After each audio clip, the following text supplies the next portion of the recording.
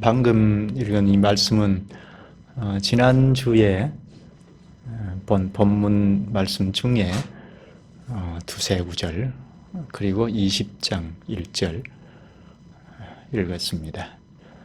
이 말씀은 몇 구절 되지 않는 아주 짧은 구절이지만 상고할 점이 있습니다. 당대에 이 말씀을 보는 사람들은 특별히 해석하지 않아도 다 뜻을 알 수 있을 텐데요.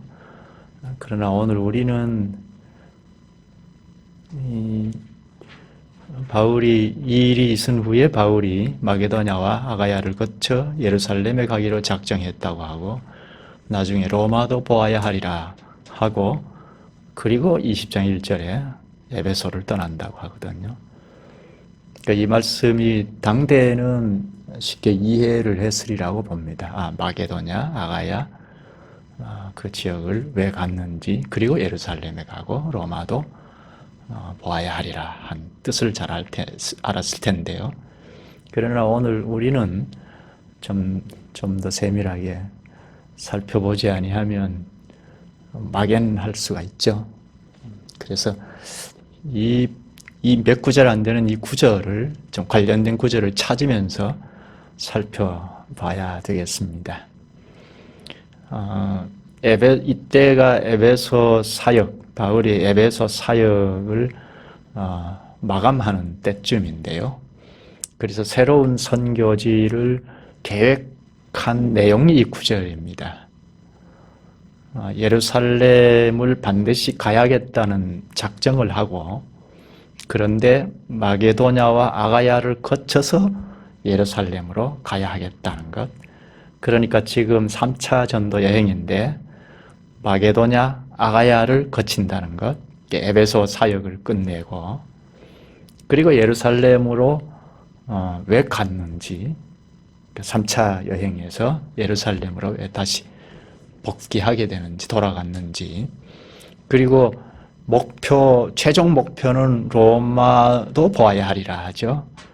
최종 목표 선교지는 로마였습니다. 왜 로마로 가야 했는지. 로마는 이때 이미 교회가 소단이지만 서 있었던 걸로 알고 있는데요.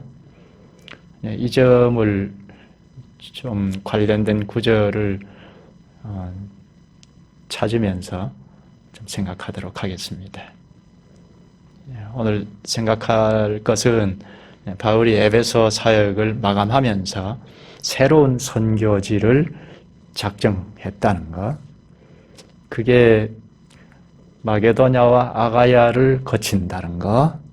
그리고 예루살렘으로 가려고 작정한 건 왜일지. 그리고 최종 목적지는 로마인데 로마는 왜 또 가야 하는지, 로마가 이미 교회가 서 있는데 왜 가야 하는지, 당시의 선교 정신이 어느 지역이든지 복음이 전달이 되면 거기에서 빠지거든요. 다른 지역으로 가거든요. 그러면 로마가 가정단이지만 교회가 서 있었다면 왜 굳이 로마를 또 가야 하는지, 그 점도 잠깐 생각하겠습니다. 그리고 에베소 사역이 마감이 되니까 종합해서 결론적으로 정리를 하면서 마치겠습니다. 먼저 본문에 이 일이 있은 후에 바울이 이 일은 바로 앞에 가까이에는 에베소 사역인데 가까이에는 데메드리오 은장색 중심으로 해서 사건이 일어난 것, 지난 시간에 본 내용이죠. 좀 더 폭넓게 보면 에베소 사역을 생각할 수가 있겠습니다. 에베소 사역의 특징이 무엇이죠? 먼저 바울이 에베소에 들어오자마자 회당에서 석 달 동안 하나님 나라에 관하여 강론하고 권면했다고 합니다. 석 달 동안 그러는데 어떤 사람들이 마음이 굳어서 순종하지 않고 무리 앞에서 비방했다고 합니다. 날마다 이렇게 하나님 나라에 관하여 설교를 하는데 무리 앞에서 비방을 하면, 오늘날에도 설교하는데 무리 앞에서 비방하면 더 전할 까닭이 없죠. 오늘날에는 교회가 정착이 되어서 교회가 건강하게 서야 하는 사도시대와는 달리, 사도시대는 교회를 세워야 하는 것이 당면 과제였지만, 이제 교회가 선 이후에는 교회가 그리스도의 교회답게 자꾸 성장해 나가는, 지적으로 그리스도를 아는 지식에서 자라가야 하는 것이 사명인데요. 그래서 오늘날에는 회중 가운데 설교하는데 벌떡 일어나서 무리 앞에서 비방하면 그 사람에게는 더 이상 전할 까닭이 없다 해서 권징을 하죠. 근데 당시에는 말씀을 전했고 그 말씀을 받는 사람도 있고 이제 무리 앞에서 비방하니까 더 이상 회당에서는 전할 까닭이 없죠. 그래서 장소를 옮기죠. 회당 옆에 두란노 서원으로 옮겨서 날마다 강론 설교를 했다고 합니다. 날마다 말씀을 전했는데요. 그러자 이 아시아에서 유대인이나 헬라인이나 다 주의 말씀을 듣더라 하죠. 주의 말씀을 다 들었다고 하는 것은 속속들이 다 들었겠습니까만 주의 말씀이 보편적으로 다 확산이 됐다는 겁니다. 아시아 지역에는. 그렇다면 이제 아시아 지역에는 더 선교할 필요성을 갖지 못하게 되죠. 어느 지역이든지 당시 당대는 사도시대에는 복음을 일단 전하는 문제, 복음이 전하면 복음을 받는 사람들이 교회를 형성할 테니까 그게 당면 과제였고 사명이었죠. 그래서 아시아 지역에서는 이미 말씀이 다 전해졌고 들었다고 했으니까 이제 더 이상 아시아에서는 선교 사역이 더 할 필요성이 없게 되었습니다. 계속 보면 19장 11절부터 보면 하나님이 바울의 손으로 놀라운 능력을 행하게 하시니 심지어 사람들이 바울의 몸에서 손수건이나 앞치마를 가져다가 병든 사람에게 얹으면 그 병이 떠나고 악기도 나가더라 합니다. 날마다 설교했다는 것이 중요하고, 그런데 바울이 한 설교가 그리스도의 말씀이다 하는 것을 확실하게 증명하시기 위하여, 또 사도를 중심한 이 선교사들이 진짜 그리스도께서 파송한 선교사들이다 하는 것을 확실히 증명하시기 위하여 하나님께서 표적을 행하도록 하셨죠. 표적은 사인이라고 했죠. 그러니까 이들이 그리스도의 말씀을 전했다 하는 것이 확실하게 표시하는 건 그와 더불어 그리스도의 말씀은 그리스도께서 함께 하시는 거니까 그리스도께서 하나님 나라의 왕으로 거기 오셨으니까 하나님 나라가 거기 함께 오신 거죠. 그래서 그리스도의 말씀을 듣는 자들은 그리스도의 지도를 벌써 받는 것이니까, 통치를 받는 거니까 거기가 하나님 나라가 임한 것입니다. 그걸 긴급하게 표시하도록 기적을 행하도록 하신 것입니다. 이 사실을 보거나 아니면 소문을 듣거나 해서 알았던 마술사들이 흔히 마술을 행하던 그런 때였으니까 특히 유대인들이 또 제사장 아들들까지도 이 일을 마술로 흉내를 냈던 거죠. 이용했던 겁니다. 지난 시간에 우리가 생각을 했죠. 그러니까 귀신도 이걸 알고 물리쳤죠. 하나님께서 귀신을 쓰셔서 이 거짓이다, 이건 이용하는 것이다 하고 드러내고 물리쳐주셨습니다. 그러자 이 일을 듣고 보고 했던 사람들이 두려워서 다 주의 이름을 높였다고 하죠. 주 예수의 이름을 높였다고 합니다. 그리고 또 마술사들이 그 행하던 자기들의 교과서인 마술 책들을 다 가져와서 불살랐다고 합니다. 그리고 믿는 사람들이 또 다 이실직고 하고, 이와 같이 주의 말씀이 힘이 있어 흥왕하여 세력을 얻으니라. 20절. 에베소 사역은 이와 같이 주의 말씀이 힘이 있어 흥왕하여 세력을 얻었다고 합니다. 주의 말씀은 본래 힘이 있지만 에베소 사역에서는 얼마나 힘이 있었던지 흥왕하고 에베소를 중심으로 해서 아시아 지역 전체에 파급이 되었습니다. 그래서 유대인뿐만 아니라 헬라인들 다 주의 말씀을 듣게 되었습니다. 그리고 21절에 이 일이 있은 후에 바울이 마게도냐와 아가야를 거쳐 예루살렘에 가기로 작정하여 이르되 내가 거기 갔다가 후에 로마도 보아야 하리라 하고, 여기 바울이 선교 계획을 세운 겁니다. 에베소 선교가 끝났다는 거죠. 3차 여행 중인데요. 마게도냐와 아가야를 거치는 것, 이게 3차 여행 계획입니다. 그리고 예루살렘에 반드시 가야겠다는 작정을 했습니다. 에베소에서 세운 선교 계획인데요. 마게도냐와 아가야를 거치는 것, 그리고 예루살렘에 반드시 가야겠다는 작정을 하고, 그리고 후에 로마도 보아야 하리라 한, 이게 에베소에서 새로운 선교 계획입니다. 첫째는 바울이 마게도냐와 아가야를 거쳐 예루살렘으로 가기로 작정했다고 하죠. 에베소 사역이 석 달 동안 말씀을 유대 회당에서 전하고, 그리고 2년 동안 날마다 두란노 서원에서 설교하고, 그리고 더 머물러 있었고 하니까 거의 한 3년가량, 뒤에 20장 뒤에 보면 한 3년가량 밤낮으로 전했다고 하는데요.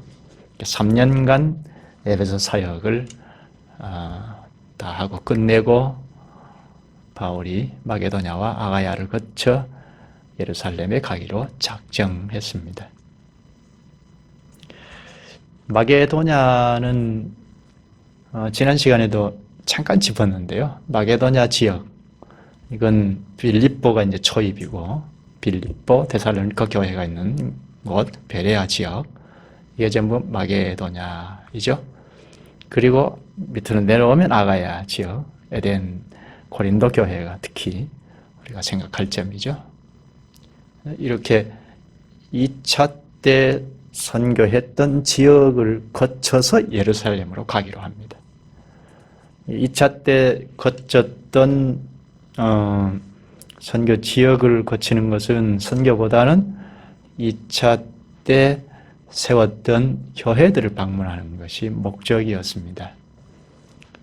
예루살렘으로 가기로 작정했는데 왜 마게도냐와 아가야를 거쳐서 가려고 했는가 하는 점, 앞에서 말한 것처럼 마게도냐와 아가야를 거치는 것은 새로운 선교보다는 2차 때 세워진 교회들을 방문하는 것이 목적인데요. 빌립보 교회, 데살로니가 베레아 교회, 고린도 교회, 이런 교회들을 방문하려는 것인데, 그 목적은 첫째는 교회가 그리스도의 위로 가운데 또 권면하고 하기 위함입니다. 위로하고 권면하기 위해서 방문하는 것입니다. 그러니까 그리스도의 교회답게 잘 설 수 있도록 더 가르치려는 것도 있겠죠. 이 마게도냐 아가야 지역의 교회들이 다 설 때부터 어려운 가운데 섰죠. 특히 유대인들이 극도로 박해했던 그런 어려움 속에서 교회가 섰습니다. 그러니까 교회가 섰다는 것이 기적일 정도로 아주 어려움을 많이 겪으면서 선 교회들이기 때문에 그리스도의 위로를 전하고 권면하고, 그리고 말씀을 더 가르치고 하기 위해서 방문하려는 겁니다. 그게 첫째 목적이 있고, 또 하나는 연보를 모금하기 위함인데요. 이건 뒤에 좀 보기로 하겠습니다. 21절 끝에 보면 예루살렘에 가기로 작정하여 이르되 내가 거기 갔다가 후에 로마도 보아야 하리라 하고,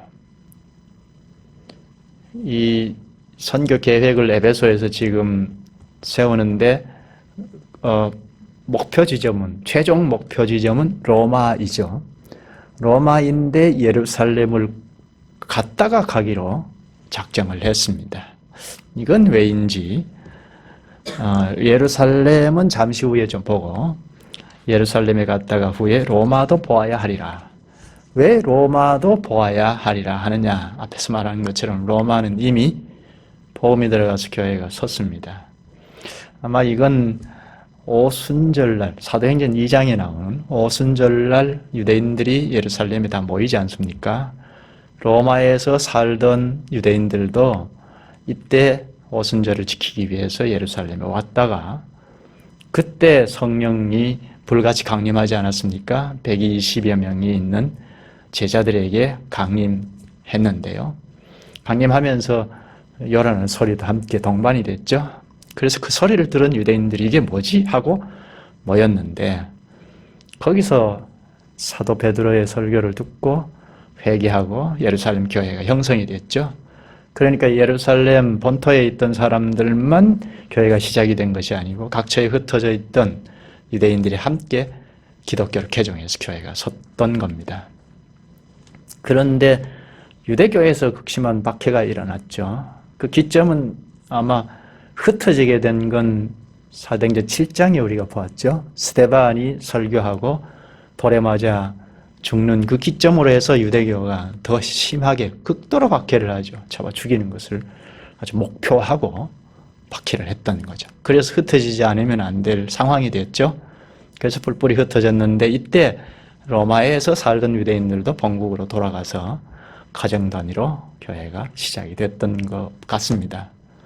그래서 이미 지금 에베소 사역이 끝날 때 이때 로마도 보아야 하리라 하는 이 말을 할 때 이미 로마에는 가정 단위로, 물론 소규모이지만 가정 단위로 교회가 있었던 것 같습니다. 그런데 왜 로마를 가려고 하느냐 하는 겁니다. 사도 시대 때 선교의 원칙이랄까, 선교의 정신이 어느 지역이든지 복음이 전해져서 저변학대가 되면 빠진다고 했죠. 다른 지역을 살핀다고 했죠. 그러면 로마도 이미 교회가 서 있다는 말입니다. 그런데 왜 로마에 가려느냐? 이는 로마에 물론 복음이 저변학대가 되기 위해서 전해야 하는 것도 있겠지만 그보다는 로마가 당시에는 세계 중심이죠. 그리고 큰 도시이고. 근데 유럽 지역에는 아직도 복음이 전해지지 않았거든요. 복음이 전해진 곳이 없거든요. 그래서 유럽을 염두에 두고 바울이 로마도 보아야 하리라 한 것 같습니다. 한 곳을 한번 찾아보죠. 로마서 15장입니다. 로마서는 우리가 익히 잘 아시듯이 로마에서 선 교회들을 향해서 쓴 편지이죠. 로마 교회가 회람할 수 있도록 바울이 쓴 편지인데 지금 15장을 찾았으면 23절을 보겠습니다. 아주 중요한 구절인데요. 15장 23절, 이제는 이 지방에 일할 곳이 없고 또 여러 해 전부터 언제든지 서바나로 갈 때에 너희에게 가기를 바라고 있었으니, 여기 두 가지, 이제는 이 지방에서 일할 곳이 없다는 것, 그리고 언제든지 서바나로 갈 때에, 두 가지를 좀 생각할 필요가 있죠. 첫째, 이제는 이 지방에 일할 곳이 없다는 것. 여기 이 지방은 바울이 1차, 2차 때 선교한 지역을 말합니다. 두루 다니면서 선교를 했죠. 저기 19절 중간에 보면 예루살렘으로부터 두루 행하여 일루리곤까지 그리스도의 복음을 편만하게 전하였노라. 예루살렘으로부터 일루리곤까지, 예루살렘부터 일루리곤은 저 마게도냐 북쪽 지역인데요. 그러면 예루살렘에서 요렇게 해서 마게도냐 북쪽까지, 그러면 요렇게 타원형으로 그리는데 여기 왼쪽이 지중해가 있죠. 지중해를 놓고 요렇게 일루리곤까지거든요. 그렇다면 지금 이제 바울이 에베소에 있는데, 에베소는 물론이고, 그리고 마게도냐 쭉 올라가면 우리가 봤던 빌립보, 데살로니가 물론이고, 내려오면 아덴 밑에 고린도까지, 이렇게 저변 확대가 되었다는 겁니다. 예루살렘으로부터 했는데요. 예루살렘 지역은 물론이고 저 다메섹까지 이렇게 복음이 저변 확대가 됐다는 겁니다. 이제는 이 지방에 일할 곳이 없고 합니다. 그래서 또 여러 해 전부터 언제든지 서바나로 갈 때에 너희에게 간다, 로마에 간다는 말이죠. 1, 2차 때 선교한 지역이 이제는 선교가 더 할 필요성이 없다는 겁니다. 그래서 다른 곳으로 눈을 돌리는데 어디죠? 서바나. 서바나를 목표하고 로마에 너희에게 가겠다고 하죠. 서바나는 스페인이죠. 이는 지금 오늘 본문에 로마도 보아야 하리라 하는 말 이제 그려지죠. 로마가 선교 기점으로 놓고 유럽을 전도하기 위해서 나중에 유럽 끝이라고 하는 스페인까지 생각하고 로마도 보아야 하리라 한 겁니다. 바울이 땅끝까지 이르러 내 증인이 되리라 한 예수님의 말씀을 잘 이해하고 있었던 거죠. 당시에 유럽 지역이 땅끝이라고 보는데 저 스페인까지 염두에 두고 로마도 보아야 하리라 한 겁니다. 로마를 유럽 선교를 위해서 선교 지점으로 놓고 선교 기점으로 놓고 선교하기 위해서 로마도 보아야 하리라 한 겁니다. 바울이 이렇게 로마를 전면에 두고 예루살렘을 가기로 작정했는데요. 예루살렘으로 가기로 작정했는데 바로 가지 않고 에베소 사역 마감하면서 계획하기를 마게도냐를 거쳐서 아가야를 거쳐서 예루살렘으로 가기로 작정했다고 하죠. 본문으로 가서요. 22절인데 자기를 돕는 사람 중에서 디모데와 에라스도 두 사람을 마게도냐로 보내고 자기는 아시아에 얼마 동안 더 있으니라. 에베소에서 새로운 선교지를 작정하면서 먼저 디모데와 에라스도를 마게도냐로 보내죠. 그리고 에베소에 더 머물러 있게 됩니다. 아마 그해 봄쯤에 마게도냐 아가야로 거치려고 했던 것 같습니다. 그런데 큰 소동이 일어났습니다. 지난번에 우리가 봤죠. 데메드리오 사건이 일어났습니다. 그래서 좀 계획보다는 훨씬 더 빨리 에베소를 떠나게 됩니다. 에베소를 떠나서 예루살렘으로 가려는데 마게도냐와 아가야를 거칩니다. 이건 앞에서 마게도냐 아가야를 거치게 된 건 2차 때 선교한 교회를 방문하기 위함이라고 했죠. 그리스도의 위로와 권면을 위하여 그리고 말씀을 더 가르치기 위하여 그리스도의 교회답게 서도록 하기 위하여 방문한 목적이 하나 있고 또 하나는 연보를 모금하기 위함이라고 했습니다. 위로와 권면보다 오히려 이 연보를 모금하는 것이 더 중요했습니다. 이때는 헌금을 거두는 것, 연보, 헌금을 거두는 것이 위로와 권면보다 더 중요하다? 좀 생소하지 않습니까? 생소하죠? 찾아보죠. 고린도전서 16장입니다. 이 본문에서는 좀 잘 알기가 어려운데요. 바울이 고린도 교회 앞에 쓴 편지에서 그것을 볼 수가 있습니다. 고린도전서는 바울이 에베소에 지금 있을 때 쓴 편지죠. 고린도전서 16장 찾았으면 1절에서 4절까지 읽겠습니다. 성도를 위하는 연보에 관하여는 내가 갈라디아 교회들에게 명한 것 같이 너희도 그렇게 하라. 갈라디아는 수리아 안디옥이 있는 데서 저 북동쪽으로 저변 그 지역이 전체가 갈라디아 지역이죠. 갈라디아 교회들에게 명한 것 같이 너희도 그렇게 하라. 매주 첫날에 너희 각 사람이 수입에 따라 모아두어서 내가 갈 때 연보를 하지 않게 하라. 내가 이를 때 너희가 인정한 사람에게 편지를 주어 너희의 은혜를 예루살렘으로 가지고 가게 하리니 만일 나도 가는 것이 합당하면 그들이 나와 함께 가리라. 이 글이 지금 바울이 에베소에서 쓴 글이라고 했죠. 디모데를 여기 본문에는 에라스도와 같이 마게도냐를 보냈다고 하는데요. 마게도냐 아가야를 거치도록 했던 겁니다. 그러면 여기 연보를 이야기하는 걸 보면 이 디모데와 마게도냐를 먼저 보냈던 것도 연보 모금과 관련이 있다고 보죠. 그러니까 바울이 마게도냐 아가야를 방문하려는 목적은 연보 때문입니다. 3절에 내가 이를 때 너희가 인정한 사람에게 편지를 주어 너희의 은혜를 예루살렘으로 가지고 가게 하리니, 예루살렘으로 가지고 간다. 연보한 것, 연보를 복음한 것을 예루살렘으로 가지고 가려고 한다는 겁니다. 이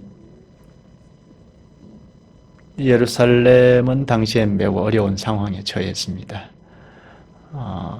그건 가난한 사람들이 많았다는 것도 있고, 그리고 사도행전 11장 18절에 기록된 대로 기근이 심했던 것도 있습니다.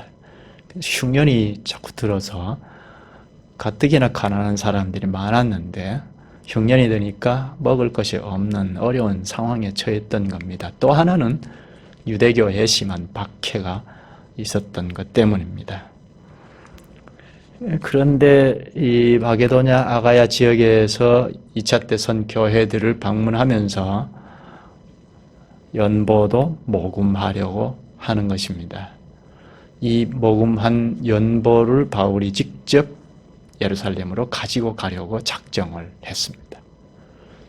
이건 예루살렘에 직접 방문을 하려고 한 건 한두 가지 뜻이 있는데, 하나는 그동안 선교 사역을 했던 선교 보고가 있고, 그러니까 이방인들의 그 선교 현황들, 상황들 이런 것들을 보고하기 위함이고, 그리고 또 하나는 연보를 가지고 가서 이방인 교회도 우리와 하나다, 예루살렘 교회와 하나다 하는 것을 증명하기 위해서 연보를 가지고 갑니다. 헌금이, 돈이 이 교회와 이 교회가 하나다 하는 것을 증명한다? 얼른 와닿진 않죠. 헌금의 목적이, 현실적인 거는 예루살렘 교회를 위해서 형제들의 고통을 지지하기 위함이고, 그리고 궁극적인 목적은 이방인 교회잖아요. 다 마게도냐 지역 교회들도, 빌립보, 데살로니가, 베레아 교회, 고린도 교회가 다 이방인들이 주축이 된 교회들인데, 이 교회들의 연보를 예루살렘 교회에 가지고 가는 것은 이방인 교회도 예루살렘 교회인 우리와 같다, 그리스도 안에서 하나다 하는 것을 증명하기 위함이라는 겁니다. 헌금이 이 교회와 이 교회가 하나라는 것을 증명한다. 와닿진 않는데요. 좀 더 보죠. 참교회는 어디에서나 하나이죠. 둘이 아니죠. 그런데 연보로서 하나임을 증명한다. 이런 사실을 잘 납득했던 갈라디아 지역 교회가 이미 연보를 힘써 했습니다. 방금 앞에서 읽은 고린도전서 16장 1절에 말하죠. 성도를 위한 연보에 관하여는 내가 갈라디아 교회들에게 명한 것 같이 너희도 그렇게 하라. 갈라디아 교회는 이미 연보로서 예루살렘 교회와 하나다는 것을 입증했는데요. 지금 찾아볼 곳은 고린도 후서 8장인데요.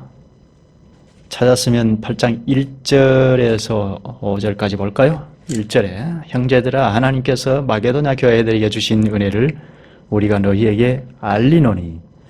여기는 이제 한참 지난 다음이죠. 마게도냐 교회도 헌금을 했다는 걸 볼 수 있죠. 마게도냐 교회들이 이제 빌립보, 데살로니가, 베레아 교회들을 가리키죠. 환난의 많은 시련 가운데서 그들의 넘치는 기쁨과 극심한 가난이 그들의 풍성한 연보를 넘치도록 하게 하였느니라. 지금 고린도 교회도 헌금을 독촉하고 모금하기 위해서 지금 이 편지를 쓴 거잖아요. 근데 마게도냐 교회가 이미 헌금을 했다는 것을 말하고 있습니다. 이때는 아마 디모데 에라스도가 방문을 해서 헌금을 모금했거나 아니면 바울이 직접 마게도냐를 거칠 때 모금했던 걸로 보이는데, 마게도냐 교회들은 다 시련 가운데 있었습니다. 그런데 많은 시련 가운데서 그들의 넘치는 기쁨과 극심한 가난이 그들의 풍성한 연보를 넘치도록 하게 하였느니라. 마게도냐 지역에 박해를 받으면서 교회가 섰다고 했지 않습니까? 그러니까 예수 그리스도를 믿는다는 자체가 시련이었습니다. 그런데 풍성한 연보를 넘치게 했다고 하죠. 3절, 내가 증언하노니 그들이 힘대로 할 뿐 아니라 힘에 지나도록 자원하여. 여기 잘 볼 필요가 있습니다. 이 구절 같은 걸 이렇게 전하면서 설교를 하거나 읽으면서 헌금을 하는 경우 저 잘하면서 흔히 많이 봤는데요. 교회가 얼마를 내라는 이 말을 하지 않죠. 얼마를 정해준 게 없습니다. 뭐 11조라든지 뭐 이런 정해준 게 없죠. 힘에 지나도록 자원했다는 겁니다. 그러니까 헌금을 합시다 해서 독촉을 해서 한 것이 아니고 자원해서 했다는 겁니다. 헌금은 교회에서 어떤 걸 정해서 또 막 이렇게 독촉을 해서 하는 것이 아닙니다. 구약 백성들에게는 정해졌죠. 구약 백성들은 예수 그리스도를 저 멀리 믿고 살아가는 사람들이니까 우리와는 달리 어린아이로 보았기 때문에 하나님께서 10의 1이라는 걸 정해 주셨습니다. 10의 1을 내면 다 받은 걸로 하나님이 여기셨습니다. 어린아이가 과자 한 봉 사주고 막 기뻐하고 그러면서 그 과자를 달랑 아빠에게 나누어 줍니다. 그러면 내가 과자 한 봉 너에게 줬는데 다 내가 받은 걸로 할게 하고 기뻐하면서 과자를 먹지 않습니까? 그것처럼 구약 백성들은 그렇게 지도를 했습니다. 그 다음 4절에 이 은혜와 성도 섬기는 일에 참여함에 대하여 우리에게 간절히 구하하니 우리가 바라던 것뿐 아니라 그들이 먼저 자신을 주께 드리고 또 하나님의 뜻을 따라 우리에게 주었도다. 헌금은 먼저 자신을 주께 드리는 겁니다. 헌금은 자신을 드리는 거죠. 그리스도 안으로 연합이 된 우리는 구원의 백성이고 그리스도의 것이 되었죠.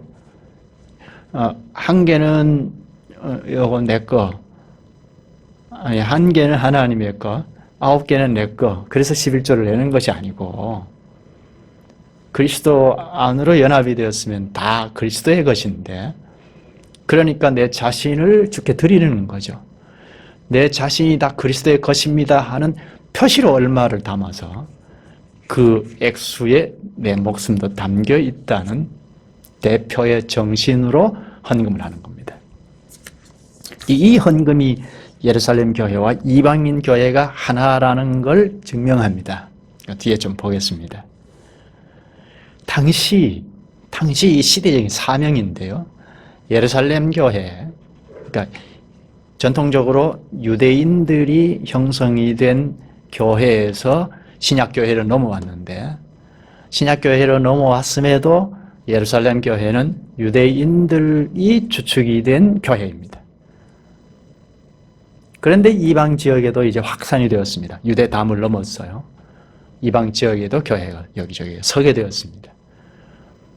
그럼 유대인들이 주축이 된 예루살렘 교회뿐만 아니라 이방 지역에 있는 교회도 그리스도 안에서 하나다. 유대교와 다르다는 겁니다. 유대교는 서민주의에 빠져버렸잖아요. 다 같다. 그리스도 안에서 하나다 하는 것을 연보로 입증했다는 겁니다. 바울이 그것 때문에 연보를 모금해서 가기로 작정한 겁니다. 헌금이 그렇습니다. 헌금은 첫째는 내 모든 것이 다 그리스도 안에 연합이 됐으니까 주님 것이다. 주님 것이다 하는 표시로 얼마를 봉투에 담아서 드리는 겁니다. 이 봉투에 캐비넷 한 점하고 졸업생들이 졸업할 때 봉투에 캐비넷 한 점하고 써서 봉투에 담아서 드리면, 학교에 드리면 그 봉투 내용을 보고 캐비넷 한 점이 여기에 기증을 했다는 것 알잖아요. 그것처럼 봉투에 얼마를 담아서 내 전부입니다 하고 드리면 봉투에 얼마를 보고 이 상주 전부구나 하는 걸 주님이 받으신다는 겁니다. 이건 또 이제 또 덧붙이면 개인이 그렇게 드리는 것이 아니고, 개인은 전부를 다 주님 앞에 내놓으면 개개인들은 그리스도의 수족들이니까 온전한 개체가 아니고 수족들이 연합해서 교회가 그리스도의 한 사람으로 주님 앞에 다 드리는 겁니다. 그러니까 그리스도의 몸이죠. 그리스도의 지체들이죠. 그리스도의 교회이죠. 구원의 백성이고 하나님 나라이죠. 이게 첫째, 헌금은 대표의 정신으로 얼마를 드린다는 것, 나를 대표하는. 그리고 또 하나는 한 교회는 물론이지만 다른 옆에 있는 교회와 이 교회와도 하나라는, 그리스도의 수족으로 하나라는 것을 증명하는 것이라 하는 겁니다. 이해가 되나요? 돈이 어떻게 하나라는 걸 입증하느냐? 다시 설명하면 그리스도에게 연합이 되잖아요. 그리스도 이 세상의 죄인으로 마귀의 휘하에서 살아가던 우리를 구원하셨다 할 때는 몰라 죽어봐야 알지 해서 죽으면 결정이 되는 것이 아니고 이 땅에 살아있는 동안 결정이 된다고 했죠. 그리스도에게 연합이 되었다는 현실은 그리스도의 교회에 접붙여지는 것, 회원이 되는 걸 말하죠. 그래서 공표를 합니다. 삼위 이름으로 이 교회 세례 교인이 되었습니다 하고 공표하면 나는 이제 그리스도의 지체다. 그리스도와 연합이 된 현실은 교회 지체로, 교회 구성원으로 참여했으니까. 그러면 그리스도의 것이죠. 이제 나도 너도 그리스도의 것입니다. 우리 교회만이 아니고 이렇게 선 교회라면, 참 그리스도의 교회라면 이 교회와 우리 교회가 그리스도의 수족들로 하나라는 겁니다. 그런데 물질을 바쳐서 저 교회를 위해서, 그러니까 예루살렘 교회의 어려운 교회를 위해서 헌금을 해서 그 교회에 봉투에 담아서 바쳤습니다. 그러면 저 교회도 우리와 같구나 하는 겁니다. 이거는 단지 구제금, 의연금, 세상 사람들이 하는 그 헌금하고 전혀 다르죠. 내 모든 것을 대표해서 여기 담아서 주님께 바친 겁니다. 교회 전체가 수족들이 연합해서 그리스도의 몸으로 바친 거예요. 그러면 예루살렘 교회가 이걸 받을 때 저기 갈라디아 지역에 있는 저기 에베소 교회가, 저기 그 데살로니가 교회가 우리에게 표시를 했구나. 역시 우리도 그리스도와 연합이 되어 있는데, 연합이 되었다는 현실적인 표시로 물질을 여기에 내놨으니까 우리와 같구나 하는 걸 입증하게 된다는 겁니다. 예수님께서 말했죠. 마태복음 6장 21절에 내 보물이 있는 그곳에는 내 마음도 있느니라. 보물, 돈이죠. 돈이 있는 곳에 마음도 있다 했습니다. 돈이 있어도 마음이 없을 수도 있죠. 근데 이건 이제 교회 안에서 그리스도와 연합이 된 교회 안에서 이 말을 들을 때는 충분히 납득이 되죠. 헌금을 내 마음의 표시로 헌금을 했을 때는 목숨도 여기 있다는 정신을 가지고 한 거니까 마음이 있는 거죠.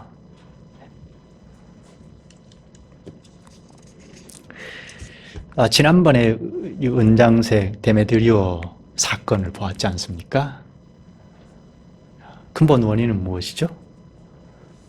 바울의 일행들이 선교를 했는데 장사가 안 돼버렸어요. 표면적으로는 여기 신전의 문제이고 또 신전의 신상을 만들어서 파는 사업의 문제이고, 이게 우상이면 우상의 문제일 수도 있는데 근본 원인은 돈 문제이죠. 만몬의 문제이죠. 돈 우상의 문제이죠. 돈 문제 때문에 생명의 길이 바로 앞에 왔는데도 그 길을 걷어 차버린 일이죠. 예수님이 잘 가르쳐 주셨습니다. 마태복음 6장 24절에 한 사람이 두 주인을 섬기지 못할 것이니 혹 이를 미워하고 저를 사랑하거나 혹 이를 중히 여기고 저를 경히 여김이라. 너희가 하나님과 재물을 겸하여 섬기지 못하느니라. 하나님과 재물을 같이 놓고 주인으로 놓고 말을 했죠. 같이 놓고 겸해서 섬기면 안 된다 했습니다. 이건 요리문답 배울 때 우리가 배웠는데요. 하나님과 무엇을 나란히 놓으면 우상이라고 했죠. 재물을 같이 나란히 놓으면 이건 우상 숭배가 되죠. 그러니까 재물을 주인으로 섬기면 하나님을 섬길 수가 없다는 겁니다. 디모데전서 6장 10절에는 바로 대놓고 말합니다.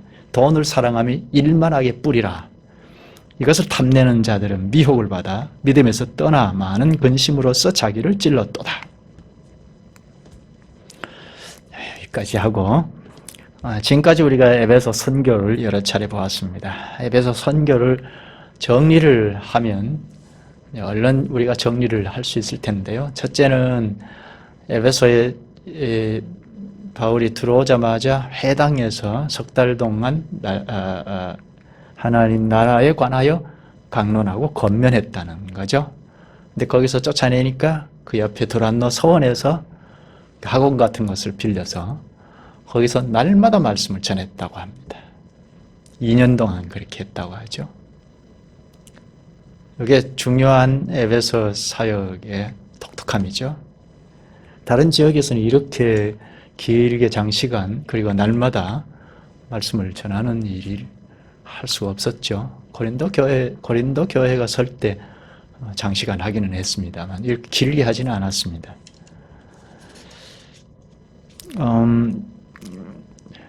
20장 넘어가서 앞으로 볼 텐데요. 18절부터 보면요. 바울이 에베소 장로들을 정해놓고 설교하는 내용인데요. 요약하여 말을 합니다. 20장 18절부터 보면 오매 그들에게 말하되 장로들, 에베소 교회 대표자들에게 말하되 아시아에 들어온 첫날부터 에베소 지역에 들어온 첫날부터 지금까지 내가 항상 여러분 가운데서 어떻게 행하였는지 여러분도 아는 바니 곧 모든 겸손과 눈물이며 유대인의 관계로 말미암아 당한 시험을 참고 주를 섬긴 것과 유익한 것은 무엇이든지 공중 앞에서나 각 집에서나 꺼리낌이 없이 여러분에게 전하여 가르치고 유대인과 헬라인들에게 하나님께 대한 회개와 우리 주 예수 그리스도께 대한 믿음을 증언한 것이라. 그리고 쭉 내려가서 31절에 그러므로 여러분이 일깨어 내가 3년이나 밤낮 쉬지 않고 눈물로 각 사람을 훈계하던 것을 기억하라. 여기 에베소 사역을 한 줄로 집약한 거죠. 3년이나 밤낮 가르쳤다는 거죠. 쉬지 않고 가르쳤다고 합니다. 이건 물론 바울 혼자만의 일은 아니죠. 바울이 주도적으로 힘써 가르쳤고 그래서 이 에베소를 중심한 아시아 지역 전체 교회가 서게 되었습니다. 요한계시록의 대표를 7교회를 말하죠. 전체 저변 확대가 되었습니다. 이건 바울과 함께하는 동역자들이 확산시킨 거죠. 그래서 아시아 지역에는 이제 선교할 지역이 없을 정도가 되어버렸습니다. 이를 생각하면 에베소 사역에서 첫째는 말씀을 힘써 전했다는 것. 그리고 둘째는 하나님이 이걸 지지하셨다는 거죠. 하나님이 바울의 손으로 놀라운 능력을 행하게 하셨다는 것. 그러니까 하나님의 은혜가 있었다는 거죠.